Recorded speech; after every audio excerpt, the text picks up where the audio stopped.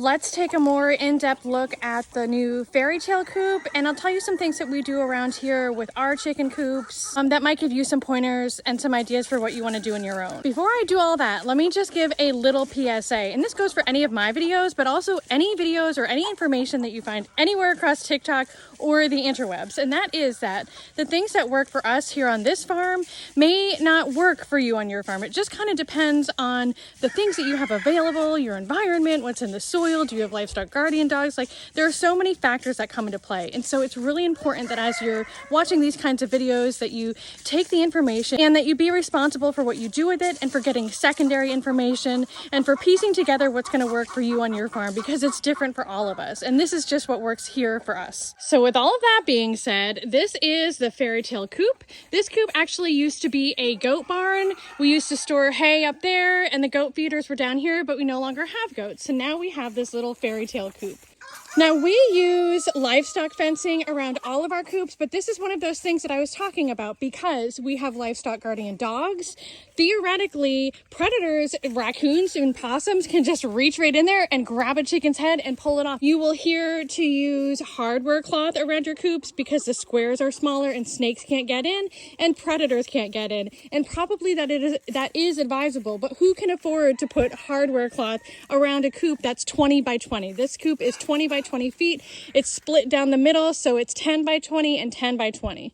Theoretically, on this run, I suppose we could do another layer going the opposite way of livestock fencing, or we could put that cheap chicken wire like underneath the livestock fencing. That chicken wire, by the way, does not keep predators out. It only keeps chickens in. I think by the time we did that, we'd probably be spending as much as we just did on the hardware cloth anyways. So in our experience, dogs, livestock guardian dogs, are the best protector against predators trying to get into our chicken coops. One thing that is not complete on this coop yet is there should be wire that comes out about a foot here, and we like to put railway ties down around our coops to prevent predators from digging in, because that is definitely something to be concerned about as well. You can see over here is what I'm talking about, where we have wire buried underneath the dirt right here, and we have railway ties all the way around this coop to prevent predators from digging in.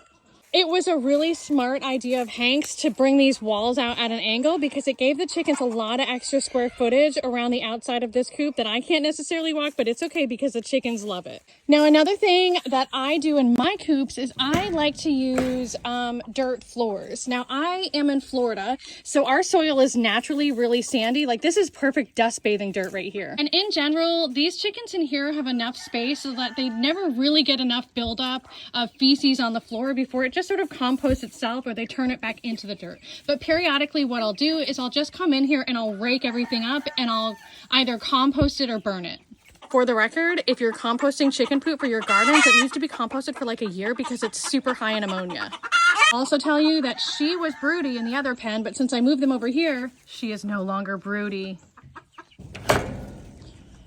I only have 2 nesting boxes in both of these coops. Chickens like really enclosed nesting boxes. I'm really grateful to see that they're using the nesting boxes in the new coop. Pardon how dirty they are. Apparently they just like to sleep on top and poop everywhere.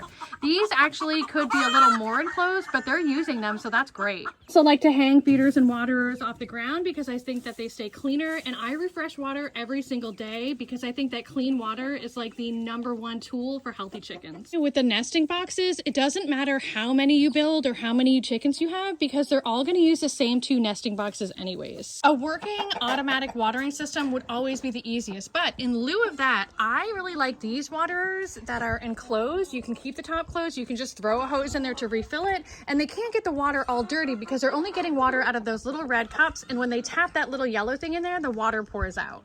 As far as space requirements, the rule of thumb is that chickens need about 10 square foot per bird in a run. Now, my chickens most of the time are cooped up because we have so many predators out here and I'm in the business of protecting them from dying. So my chickens get about 10 square feet per run. In a coop, they need about 4 square foot. So if you coop your birds up at night and they get the chance to free range during the day, they don't need as much room in that coop at night because they're basically just roosting in there and pooping anyways. Let's talk about roosting posts because the height at which they're at matters. My chickens would actually love to sleep up in trees, and actually some of them do sleep up in the rafters, and that's fine. But in general, I try to keep my roosting posts semi-low because jumping off roosting posts, jumping from high places onto the ground is a really simple way for chickens to accidentally injure their legs and to get bumblefoot.